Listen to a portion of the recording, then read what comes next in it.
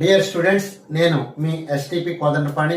ఈరోజు senior intermediate విద్యార్థులకి question number 16లో second year సాంస్క్రిట్లో వాక్య నిర్మాణంలో ఉన్నటువంటి 5వ అభ్యాస పట్టిక అయినటువంటి భూతకాలానికి సంబంధించినటువంటి పట్టికలో సాధు రూపాలు ఒక మాట చూద్దామండి.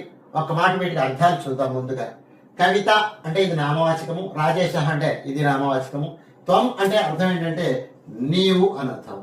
తర్వాత రామ అంటే రాముడు, అహం అంటే నేను. తర్వాత క్షీరం అంటే పాలను, ఉత్తరం అంటే సమాధానమును, పాఠం అంటే పాఠమును, దేవం అంటే దేవునికి లేదా దేవుని గూర్చి అని అర్థం చెప్పుకోవచ్చు. ఇప్పుడు ఈ భూతకాలంలో ఉన్నటువంటి క్రియాపదాలకు అర్థం చూద్దాం. అనమత్ అంటే నమస్కరించను లేదా నమస్కరించాడు లేదా నమస్కరించినది. తర్వాత అపఠత్ అంటే చదివాను, చదివాడు, చదివినది. తర్వాత అపటం, అపటం అంటే చదివాను, నేను చదివాను అని అర్థం వస్తుంది. తర్వాత అలిఖం అంటే వ్రాశాను.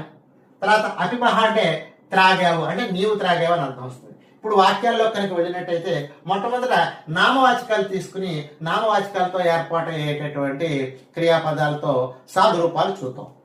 కవిత దేవం అనమత్, రాజేశ దేవం అనమత్, రామ దేవం అనమత్. అంటే కవిత దేవునికి నమస్కరించినది అని, రాజేశ దేవం అనమత్ అంటే రాజేషు దేవునికి నమస్కరించాడు అని, రామ దేవం అనమత్ అంటే రాముడు దేవునికి నమస్కరించాడని 3 వాక్యాలు అక్కడ ఏర్పాటు చేసుకోవచ్చు.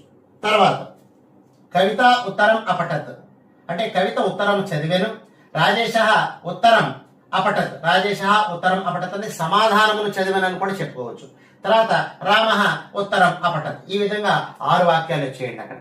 తర్వాత త్వం క్షీరం అపిబహ అంటే నీవు క్షీరమును త్రాగితివి, నీవు క్షీరమును త్రాగితివి.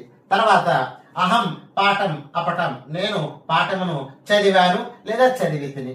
అహం ఉత్తరం అలిఖం నేను సమాధానమును వ్రాశాను లేదా నేను సమాధానమును వ్రాసితిని అని కూడా చెప్పుకోవచ్చు. అయితే ఇక్కడ 6 వాక్యాలు, ఆ తర్వాత 7, 8, 9 వాక్యాలు ఇందులో తప్పనిసరిగా చక్కగా మనం వాక్య నిర్మాణం చేసుకోవచ్చు.